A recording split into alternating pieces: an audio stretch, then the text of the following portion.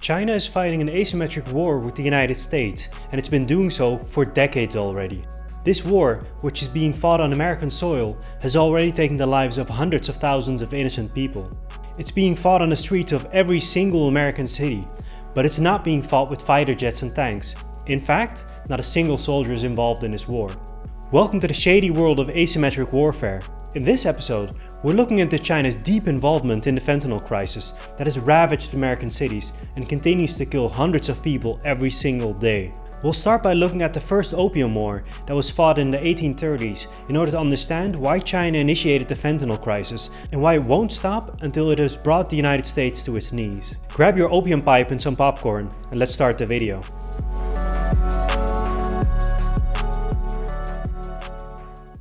Back in the 1700s, Chinese goods like tea, silk and porcelain were becoming immensely popular in Europe. British and other European traders were sailing all the way to China to stock up on Chinese products that they would bring back home and sell for a hefty profit. But this trade was mostly one-sided. There wasn't much interest on the Chinese side for European goods. This put the Europeans, especially the British, who by that time were addicted to tea, in a bit of a tough spot. You see, the lopsided trade, which has favored the Chinese, resulted in huge trade deficits in Europe. The Chinese accepted only silver for their goods, which meant that vast amounts of silver needed to be shipped to China to satiate the European appetite for Chinese goods. Initially, the British were able to offset the negative economic effects of these deficits by shipping silver straight from the American colonies to China through the Spanish-controlled Philippines.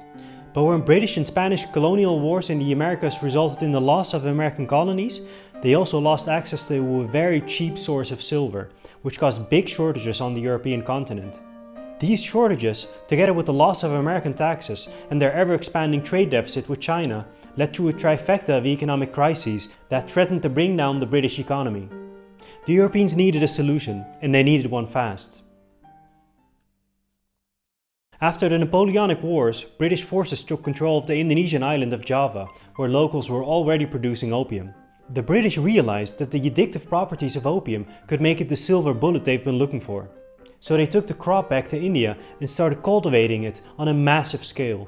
The East India Company commissioned and managed thousands of poppy plantations. By the late 1700s, opium was being produced and shipped to China on an industrial scale. Opium usage skyrocketed, with people getting addicted in all corners of the country.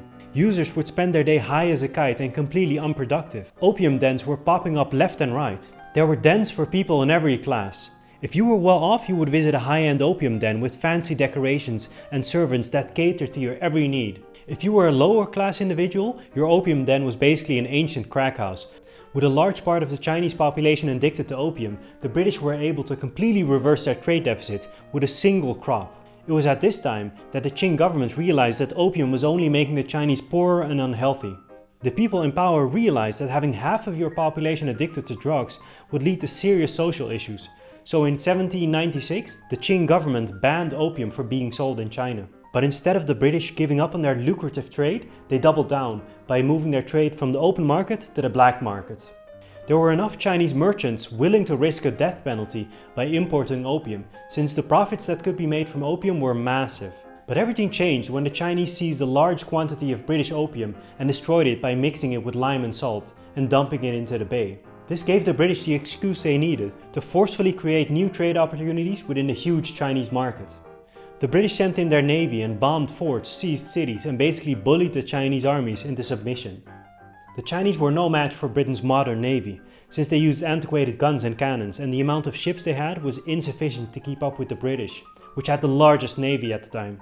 The Chinese were eventually forced to sign the Treaty of Nanjing, which gave the British the following benefits.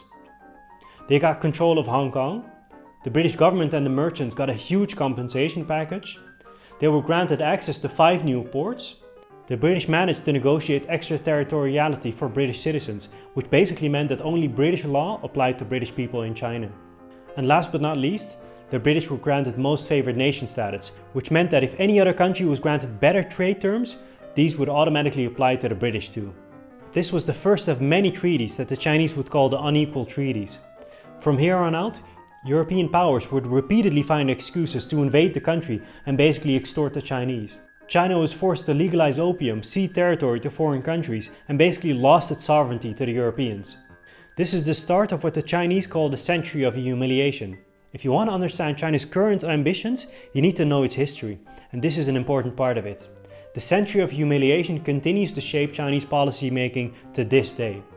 They will never forget that when they were at their weakest, foreign powers bullied them into submission and took advantage of them. Their country was flooded with drugs just so that their enemies could make a profit.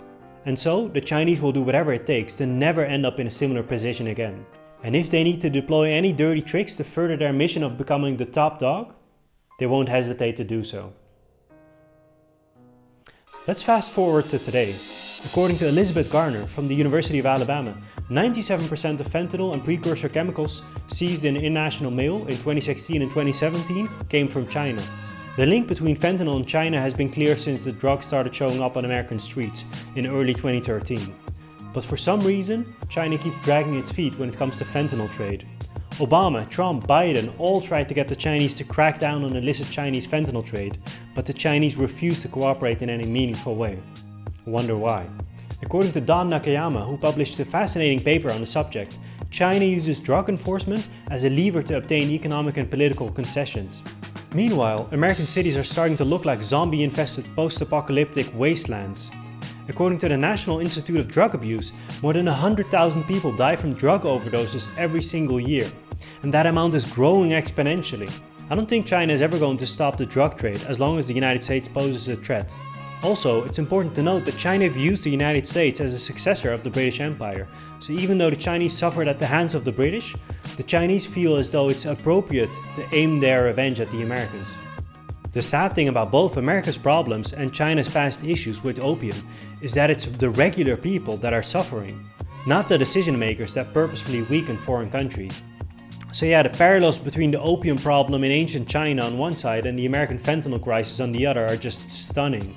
The Chinese are clearly able to learn from their history. But yeah, that's it for this week, guys. You can find the link to Nakayama's paper that I mentioned earlier in the description down below. Don't forget to leave a like to nudge the YouTube algorithm in the right direction. Subscribe if you don't want to miss out on any of my future videos, and I'll see you in the next one.